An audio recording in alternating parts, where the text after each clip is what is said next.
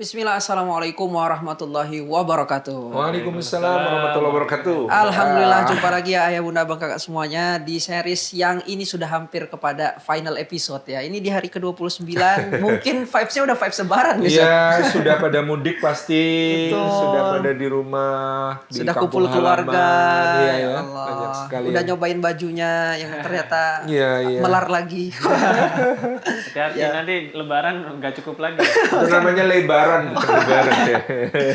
Ini kayaknya perlu series tambahan untuk solusi lebaran ini Sat. Iya. biar lebaran Nanti lebaran kita tidak Syawal lebaran. bikin Syawal ya?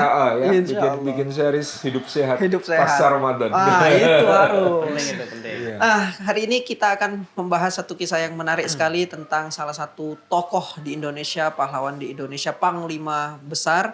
Apa jadinya jika seorang calon Panglima Besar meminang seseorang saat itu belum punya apa-apa selain idealisme, dan bagaimana pasangannya bisa survive ketika ditinggal di usia yang sangat Sangat muda, dan sangat muda. anak yang banyak. Banyak sekali. Nah, inilah kita coba langsung tanyakan ke Ustadz Salim. Gimana Ustadz awal mula kisah ini? Jadi memang Sudirman itu bahkan awalnya tidak tahu siapa bapak kandungnya ya, karena dia dititipkan di salah satu kerabat ayahnya yang mengaku Sudirman itu sebagai anaknya gitu. Ya. Dan ini memang tokoh di kalangan keluarga besarnya ini yang paling terpandang, yang paling terkemuka, mungkin yang paling kaya. Sedangkan orang tua Sudirman sendiri itu betul-betul dari keluarga yang sangat-sangat bersahaja, sangat sederhana.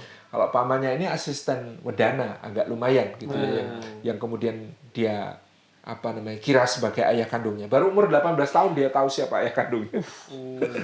Jadi Itu emang sengaja dirahasiakan. mungkin begitu ya, supaya anak ini juga tidak ragu untuk menempuh masa depan pada masa itu, karena memang bapak ibunya pengen dia mengubah nasib keluarga begitu kan, sehingga dia dititipkan di keluarga yang punya berada itu. Dan ketepatan memang Sudirman ini anaknya cerdas, dan dia sejak muda aktif di kepanduan Hizbul Wathan Muhammadiyah ya, dan itu yang membentuk karakter kepemimpinan yang sangat kuat pada diri beliau. Nah, sementara orang yang nanti akan menjadi istrinya itu Alfiah itu juga teman sekolah sebenarnya di Mulo Paromo Arto yang ada di Cilacap pada saat itu. Jadi sejak sekolah ini Sudirman itu tinggalnya bersama kerabatnya yang di Cilacap ini, sementara orang tuanya itu di Bodas Karangjati Purbalingga, pelosok Jauh begitu, banget ya. jauh banget gitu. Nah, kemudian di Cilacap pada saat di Mulo ya mereka sudah saling kenal, berteman. Akhirnya kemudian setelah selesai sekolah ini kan Sudirman belajar di sekolah guru Muhammadiyah, kemudian menjadi seorang guru Muhammadiyah ngajar. Nah, kebetulan Raden Sastro Atmojo, bapaknya Alfiah itu pengurus Muhammadiyah. Jadi kata teman-temannya Sudirman itu suka modus, katanya rapat Muhammadiyah gitu ya. Di tempatnya Raden Sastro Atmojo, ternyata itu datang untuk kemudian menjajaki kemungkinan bisa menikah dengan Alfiah. Apakah ini juga termasuk cinta pada pandangan pertama dari Mungkin SD ya, ya? sejak SMP, sampai teman SMP. SMP itu waktu itu. Nah, cuman memang waktu itu tidak mudah bagi Sudirman karena keluarga Sastro Atmojo ini keluarga ningrat yang juga seorang pedagang.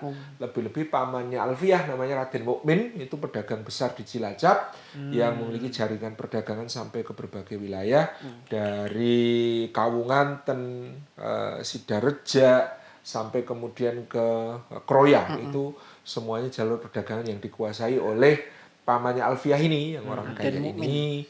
Sehingga Raden Mukmin ini yang mungkin di keluarga besarnya itu kayak bosnya gitu ya. Di keluarga besarnya juga ya. punya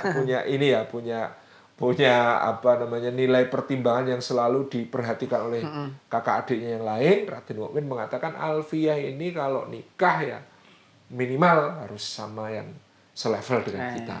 Sedangkan Sudirman itu setelah itu kan tahu ya, bapak yang asisten wedana bergaji kecil itu saja bapak angkat, bukan bapak kandung. Mau gimana begitu ya, mau gimana. Nah, ini yang kemudian menjadi salah satu obstacle dalam hubungan mereka.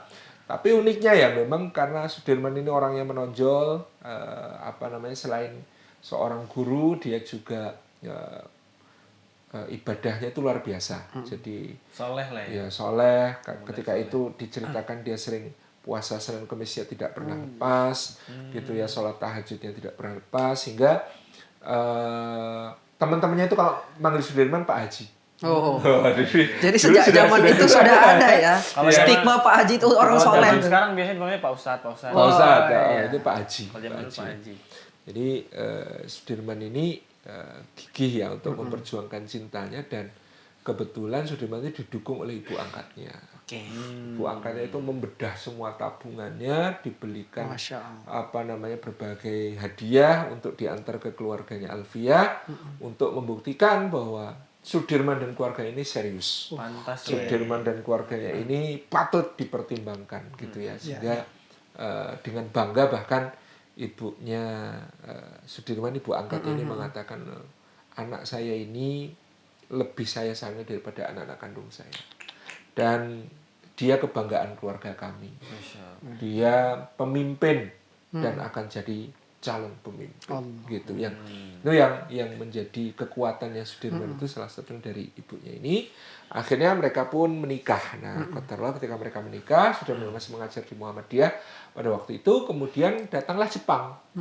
Nah, kedatangan Jepang ini tentu mengubah ya lanskap masyarakat dari penjajahan Belanda ke penjajahan Jepang yang jauh lebih kejam meskipun berlangsung dalam waktu yang lebih singkat. Tetapi penghisapan resources itu memang luar biasa untuk alasan perang Asia Timur Raya gitu ya. Jadi berbagai hal termasuk dunia perdagangan di keluarga Alfiah juga tidak baik-baik saja. Itu yang dialami keluarga Alfiah, juga kemudian terjadi adanya penurunan lah, kondisi ekonomi mereka. Nah, Sudirman pada saat itu ya tetap berusaha untuk bisa ngajar meskipun bahkan tanpa gaji di masa-masa itu, karena Muhammadiyah sedang juga mengalami masa yang sangat berat. Dan akhirnya di tahun 1944 itu Sudirman dengan pertimbangan istrinya memutuskan untuk masuk dinas peta atau tentara pembela tanah air gitu ya. Dari guru jadi menjadi tentara. Dan itu beliau ini membawa bekal dari kepanduan Hizbul Wathan itu jadi sangat berharga. Betul. Untuk Dulu masuk ada ke background tentara, itu. ada background kepanduan itu sangat berharga.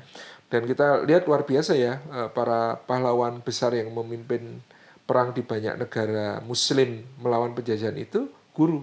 Umar Mukhtar itu kan guru. Iya. Ketika Rodolfo Graziani itu lapor kepada Benito Mussolini, saya cuma menghadapi seorang guru sekolah. Kata Benito Mussolini, hati-hati, nanti kamu yang diajar dari bersama dia. Ternyata di Indonesia juga kita punya panglima besar itu juga seorang guru. Jangan-jangan dulu istilah kurang ajar itu memang lahir Kurang dari guru-guru. Guru-guru yang punya semangat panglima perang. Kurang ajar itu bahasa kita kurang taktib. Kurang diajar memang. Kurang mendapatkan pengajaran. Kurang mendapatkan pendidikan, itu makanya disebut kurang. Jadi gabung peta 1944. 44 itu kan sebenarnya sudah telat gitu, karena peta dibentuk 43 gitu ya. Jadi dia hanya baru gabung di tahun 44. Alfiah mengizinkan ini. Alfiah mengizinkan, keluarganya mendukung. Nah, tapi memang cemerlang di peta juga dia. Ketika punya bakat-bakat tadi. Punya bakat kepemimpinan, punya kepanduan ya. Kepanduan, pengalaman di kepanduan, sehingga kemudian dengan latar belakang itu dia bisa menonjol di peta. Akhirnya menjadi Daidancho. Daidancho itu komandan batalion. Levelnya gede loh itu. Iya, besar, jabatan tinggi. Jadi di puncak karirnya di peta dia menjadi komandan batalion atau Daidancho. Nah, pada saat itu peta ini kan di akhir ya. Kan memang sebenarnya disiapkan Jepang untuk menjadi tentara cadangan dalam menghadapi serbuan sekutu ke wilayah-wilayah yang dulu wilayah jajahan mereka, kemudian sekarang dikuasai Jepang. Jadi Jepang itu pinter juga bikin rekrutmennya disebut pembela tanah air, padahal untuk kepentingan dia ya. Untuk jadi pelapisnya Jepang menghadapi sekutu gitu kan. Nah, akhirnya kemudian di akhir kan peta ini apalagi begitu mendengar berita kekalahan Jepang dan akhirnya kemudian berujung kepada proklamasi kemerdekaan kita, banyak peta di berbagai wilayah itu kemudian memberontak dan bahkan melucuti senjata Jepang, termasuk yang paling legend kan yang dilakukan oleh Supriyadi di Blitar, gitu ya. Itu salah satu yang paling Daidancho yang paling legend saat itulah. Sampai-sampai Bung Karno itu ketika membentuk Badan Keamanan Rakyat sesuai amanat PPKI kan, dia nunggu-nunggu. Kita manggil Menteri Keamanan Rakyat Supriyadi. Karena emang keberanian dan Karena sikap-sikapnya terkenal sekali legend. Cuman kan Supriyadi tidak pernah muncul. Ya. Supriyadi tidak pernah muncul. Ada yang mengatakan kemungkinan besar dia dieksekusi oleh Jepang. Dibunuh di tempat yang tidak diketahui. Oh, gitu ceritanya itu sampai ke pusat tapi orangnya nggak ada. Orang muncul. Ya, Orangnya ya, muncul ya. sudah Oke. ditunggu berlama-lama di Menteri Keamanan Rakyat ini. Akhirnya kemudian Badan Keamanan Rakyat akhirnya diorganisir menjadi Tentara Keamanan Rakyat atas usul seorang perwira kenil yang namanya Urip Sumoharjo. Kalau Badan Keamanan Rakyat kemudian berubah menjadi Tentara Keamanan Rakyat inilah di sini bergabung unsur-unsur yang ada dua mainstream, ada dua arus utama. Yang satu unsur kenil. Kenil ini Koninklijk Nederlands-Indisch Leger. Ya, tentara Hindia Belanda yang berasal dari pribumi. Itu kenil namanya.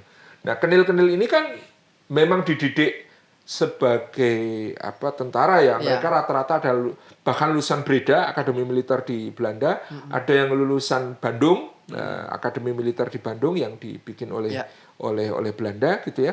Ini kan memang pendidikannya jauh lebih established, jauh lebih mapan. Memang khusus di militer ya. pendidikan militer lah. Iya. Akademi militer. Salah satu yang istimewa itu nanti Pak Harto karena dia dapat dua-duanya.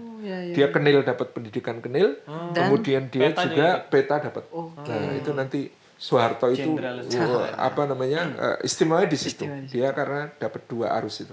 Nah, di peta itu kan tentara sukarelawan pembela tanah air. Pelatihannya itu kan lebih seadanya ya seadanya, bukan pendidikan militer yang serius gitu, bukan pendidikan militer yang khusus. Cuma itu pokoknya dilatih Jepang supaya bisa perang gitu aja kalau peta. Nah, tapi dari semangat membela patriotismenya itu mereka jadi beda gitu. Orang peta merasa saya lebih cinta tanah air. Saya nggak pernah gabung dinas tentaranya penjajah. Saya ini membela tanah air saya. Kenapa saya ikut Jepang? Karena kita ngambil ilmunya Jepang untuk kemudian mempertahankan tanah air kita sendiri. Apa ini orang kenil gitu kan? Mantan tentara penjajah gitu. Antek-antek asing gitu kan. Jadi dua kubu ini luar biasa bersaing ketat ketika itu. Ya, meskipun yang orang kenil itu kan lebih profesional, lebih ngerti dunia strategi. Contoh kenil itu Urip Sumoharjo, Abdul Haris Nasution, TB Simatupang. Ini orang-orang kenil, latar belakang kenil. Nah, yang peta ya ini Sudirman, Istiman. Ini orang-orang peta. Jadi akhirnya mereka bertemu di arus Tentara Keamanan ini. Ketika kemudian sidang di Magelang itu pada saat itu, maka ternyata Pak Urip kalah. Jadi calon kuatnya itu kan Pak Urip Sumoharjo ya. Jauh lebih senior dan tentara kenil yang satu pengalaman lah dia. Dan dialah yang mengusulkan pembentukan tentara itu dia. Kata dia kan aneh negara sonder tentara. Negara apa yang nggak punya tentara itu? Memang harus ada tentara. Nah, dia yang mengusulkan, tapi dalam pemilihan menang Sudirman. Faktornya apa, Ustaz? Faktornya orang peta banyak. Karena mungkin perekrutannya juga lebih masif ya. Kalau akademi militer kan pasti lebih ketat. Benar. Jadi orang-orang dikit tuh dia dilatih serius. Yang ini banyak nih. Ini banyak ini. Jadi menang. Dan mereka gaya pangkatnya Daidancho. Saya komandan batalion gitu. Kalau Sodancho itu komandan kompi gitu kan. Komandan peleton. Nah, ini komandan batalion Daidancho. Wah, akhirnya kumpul komandan batalion. Ya akhirnya Sudirman suara terbanyak. Tapi persoalannya Bung Karno nggak percaya gitu. Bisanya apa ini peta? Jadi ada trust issue memang sejak awal antara Presiden Soekarno dengan Panglima Sudirman karena waktu itu ya tidak meyakinkan lah. Apa sih hasil didikan Jepang kayak apa sih buat berperang? Latar belakang juga orang kampung. Ya, guru lagi nggak jelas lah pokoknya gitu ya. Nah, waktu itu makanya Soekarno mengamanahkan tetap kepala stafnya harus TB Simatupang. Jadi TB Simatupang itu betul-betul dititipkan Soekarno untuk membackup ya sisi Ya, administratif ketentaraan yang harus dipegang oleh Sudirman. Ini kembali lagi Sudirman dan Oh, iya, ini gimana nih? Dia Akhirnya sudah jadi jenderal. di masa ketika dia diragukan itulah Alfiah itu ya demi Sudirman dia sisa-sisa kekayaan keluarga itu disumbangkan supaya kemudian Sudirman punya loyalis di sekitarnya. Jadi Sudirman itu ya akhirnya mendekati teman-teman kenilnya, kemudian pasti butuh dana mengakrabi juga mereka ya, butuh dukungan mereka juga gitu ya. Akhirnya salah satu pembuktian Sudirman adalah pertempuran Ambarawa. Jadi ketika itu anak buahnya namanya Letnan Kolonel Istiman gugur di Ambarawa ketika mencegat sekutu yang mau bergerak ke selatan dari Semarang. Nah, Sudirman kemudian diyakinkan oleh Alfiah ini tempat Kang Mas untuk bisa membuktikan diri bahwa Kang Mas seorang panglima besar.